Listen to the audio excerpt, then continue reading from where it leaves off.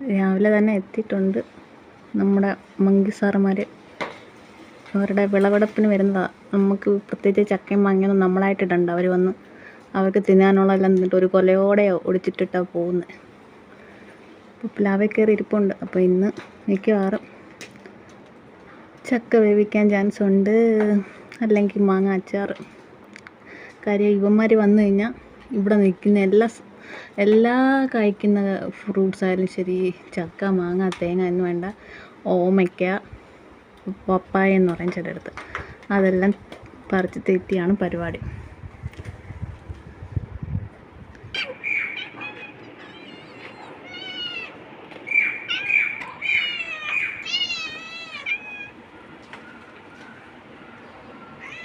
പ്ലാവിലോട്ട് ചാടി ചാടി കയറുന്നുണ്ടല്ലോ ഇവിടുത്തെ പൂച്ചക്കുഞ്ഞുങ്ങൾ.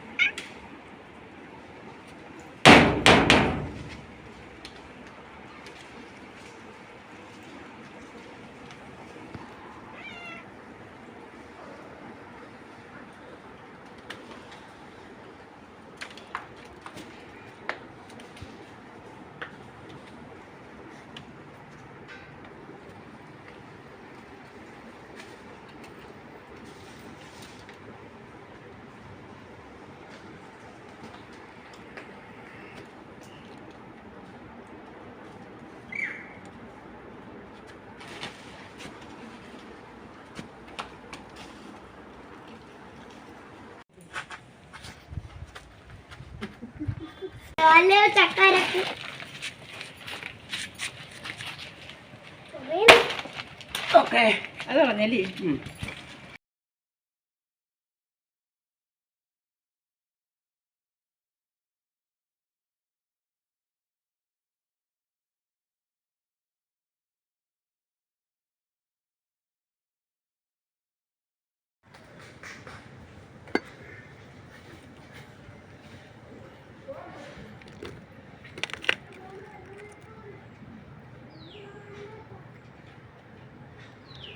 ചക്കയുടെ ചവണിയൊക്കെ കളഞ്ഞ് നമുക്കിങ്ങോട്ട് എടുത്ത് വയ്ക്കാം.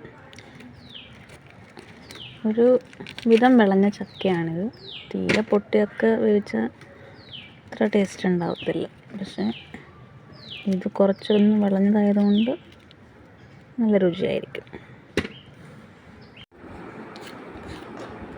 ചക്കയുടെ മണ്ട ആദ്യം എരിയണം, ചൂട് പിന്നെ എരിയണം, എന്നിട്ട് രണ്ടായിട്ട് ഇങ്ങനെ കീറണം. രണ്ടായിട്ട് ഇങ്ങോട്ട് കീറുമ്പോൾ പെട്ടെന്ന് ഇത് വരും. അങ്ങനെ കുരു ഇങ്ങോട്ട് മാറ്റിയിട്ട് ഇത് ഒന്നുകൂടെ ചെറുതാക്കി അരിയണം. ഇങ്ങനെ അങ്ങോട്ട് അരിഞ്ഞു കഴിഞ്ഞ് പെട്ടെന്ന് അങ്ങ് വേകും. എന്ത് കഴിഞ്ഞിട്ട് അരപ്പിട്ട് ഇളക്കി എടുക്കുക.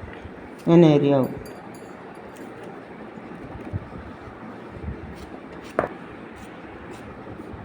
പറഞ്ഞു ചക്ക ആണെങ്കിൽ നല്ല ഗുണമുള്ളതാണ്. ഷുഗറുകാർക്കൊക്കെ നല്ലതാണ്. അപ്പോൾ വെട്ടി ചക്ക ആണെങ്കിൽ ഏറ്റവും നല്ലത്. കപ്പയെക്കാട്ടിലും കൊള്ളാം ചക്ക എപ്പോൾ ആർക്കും പാടുപെടാൻ വയ്യാത്തതുകൊണ്ട് ആർക്കും വേണ്ട. പക്ഷെ നമുക്ക് ചക്ക വേണം. ചക്കയാണ് ഏറ്റവും നല്ലത്.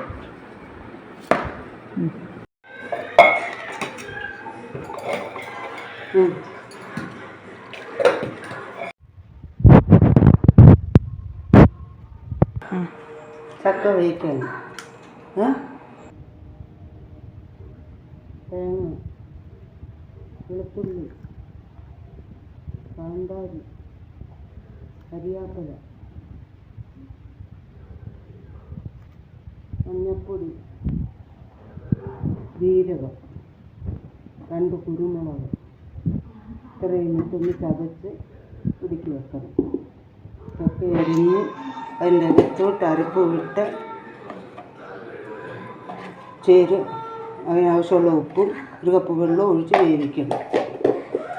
മറിച്ചിട്ട് എടുക്കണം. അപ്പോൾ ചക്ക വേവിച്ച് റെഡിയാവും. പിന്നിപ്പോൾ അതിന് അരപ്പ് തയ്യാറാക്കുവാണിത്.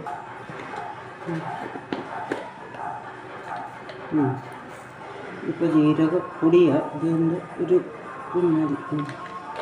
കുരുമുളക് പൊടി 1 സ്പൂൺ.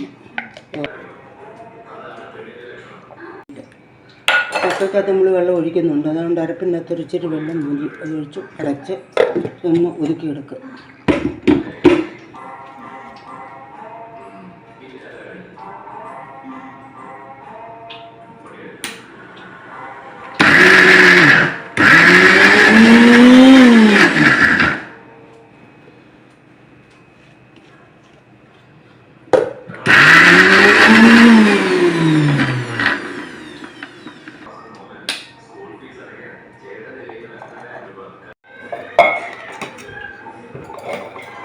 അരപ്പ്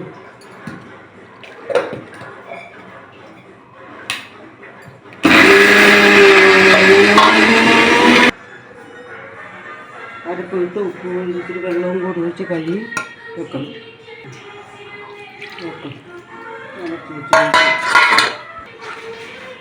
ഒരു കപ്പ് വെള്ളം ഒഴിച്ച് ഇനി അടച്ച് വേവിക്കണം. അടച്ച് വെച്ച് വേവിക്കും. ആവി പോകാതെ അടയ്ക്കണം. ചക്ക ശരിക്ക് വെന്ത് അതൊന്ന് ഇളക്കി കുഴച്ചെടുക്കണം. ചക്ക ചതച്ച് പച്ച വെളിച്ചെണ്ണയും കൂടി ഒഴിച്ച് വൃത്തിക്ക് ഇളക്കി ഉടച്ചെടുക്കണം.